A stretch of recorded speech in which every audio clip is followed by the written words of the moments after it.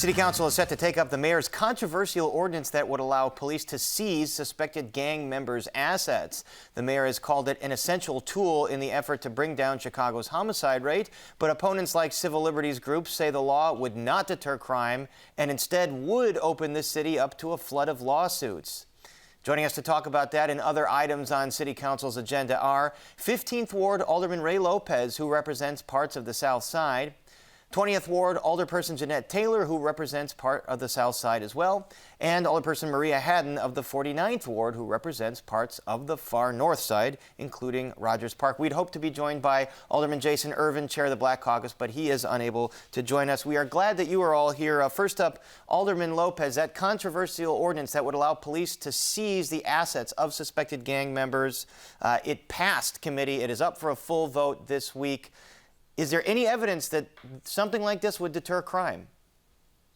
I don't think the evidence that they presented, which was minimal at best during the Public Safety Committee, shows that this is going to be an effective tool. It sounds nice.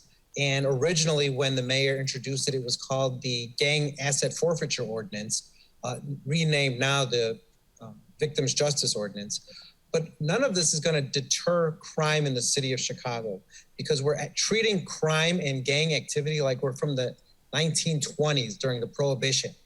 Gangs do not have large amounts of assets. Gangs do not have organized structure anymore. They haven't had that since Operation Halo came and took out all their leadership. Gangs are fractured. Gangs are running around only with the money in their pocket. And this is going to net all the wrong people and all the wrong assets and cause too harmful a process to clear oneself in order to be effective. The only thing in terms of crime is accountability. Alderwoman Maria Haddon, what about that point? And that is the major opposition on the part of civil rights groups that say people will unsuspectingly get cars or other assets taken from them because they're suspected to be in a gang, but perhaps they're not in a gang. So what about those concerns? I agree with my colleague, Alderman Lopez, and I want to add, too, that while a lot of our discussions have been on the asset seizure, police can already seize the assets and cash of gang members. We already can do that. We have an existing law in the books that allows them to do that, and they do that, right? It's working with the state's attorney's office. One of the other concerns is this is a diversion. We all want to be finding ways to make our city safer, but right now, we're looking at a piece of legislation that would cost the taxpayer an enormous amount of wasted time. So between 100 to 1,500 hours, according to the law department, which ranges for our in-house law department from about $7,000 to up to $100,000 in potential costs and time of people not doing other work that we need the law department to do. The city of Chicago's law department is not a prosecutorial body. Right? We have a police department, we have a state's attorney. And so, we're spending time that we'd all rather be spending really trying to find solutions, right, to crime, to poverty, to investing in social services. And now we're fighting an ordinance that will likely violate people's civil rights and cause unnecessary harm to our residents. It seems like the consensus here is this ordinance is not the way to go. Alderwoman Taylor, would an ordinance like this violate people's civil rights? Of course it would. This is nothing but a Band-Aid on a bullet wound. You're re-victimizing. And then it says if. So these people are guilty already before going to court, and we're seizing stuff that belongs to them. That's not what you do. Take the money that we have and take care of the people in the city. People don't sell drugs and do illegal stuff when they're making a living wage. It's like, stop it. We could afford to take care of people in our community, and this is definitely not the way. All right, Alderman Lopez, opposition here, but it did narrowly pass the Public Safety Committee. Does that mean it's a cinch to pass in the overall City Council this week? I don't know if it's guaranteed to pass. There's still a lot of people who are not part of that committee who will be able to vote on Wednesday. There's other procedural things we can do. But we have to look at, as my colleague said, what the law department was designed to do. And when you look at the law department's history, they can't even hold vacant lot owners accountable for their properties. How are you going to expect the law department to now go after gangbangers and figure out assets and what to take and what not to take? It's just simply not feasible. Just a headline grab, as my colleague said. All right. Also up for vote on Wednesday is this settlement of $1.67 million to the victims of being dragged from a car at the Brickyard Mall on the Northwest Side. Alderwoman Haddon, should this settlement be approved? Yes, the settlement should be approved. And most importantly, we should never have had to have a consideration on this settlement. The behavior exhibited in the video evidence and in the COPA investigation, which was supported, right, by the Superintendent Brown, the behavior of the police officers and how they treated these people was completely unacceptable. It was like watching a Rodney King video. The violence, the brutality was textbook unnecessary. It's the reason we're in a consent decree. So yes, I'll be supporting the settlement. Everyone in council should. And I know that we don't, not everyone on the call, we're not all in agreement on this one. Well, Alderwoman Taylor, one of your colleagues, Alderman Sposato, said he thought that those folks in that car were going to go loot because they're from North Lawndale. That got a sharp rebuke. Your reaction to those comments from your colleagues?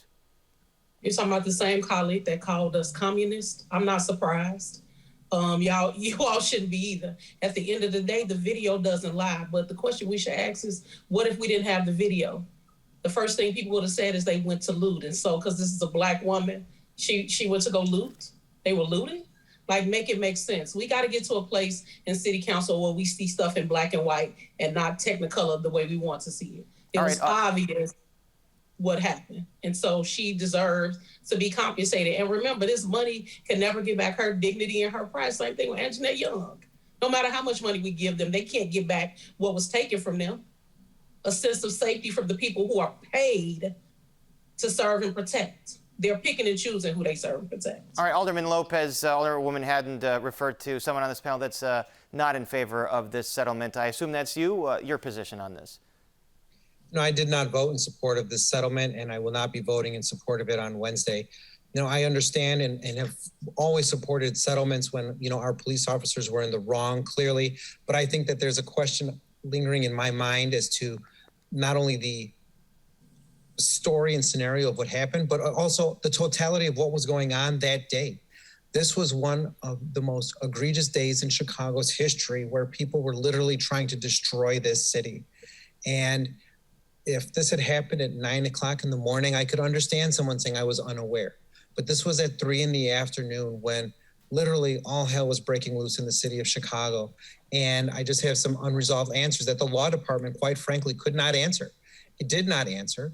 And I think it's our responsibility to ask those tough questions in these circumstances, just as I've done for other scenarios and lawsuits where I've had questions about whether or not it's appropriate for taxpayer dollars to be used to make people whole. All right, only a few seconds left, though, but also unresolved, Alderwoman Haddon, the confirmation of the new head of COPA, Andrea Kirsten. Will that go forward, do you believe?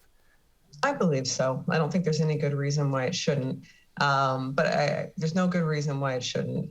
It's another matter of some of our colleagues wanting history to be rewritten because of an offense that was taken, but we need to separate those offenses.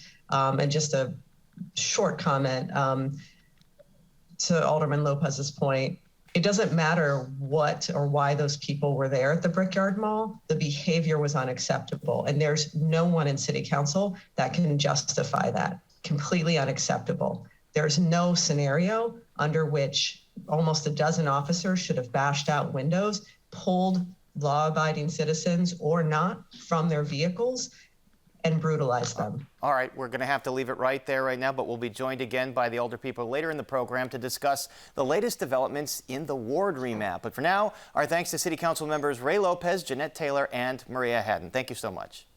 Thanks, Paris.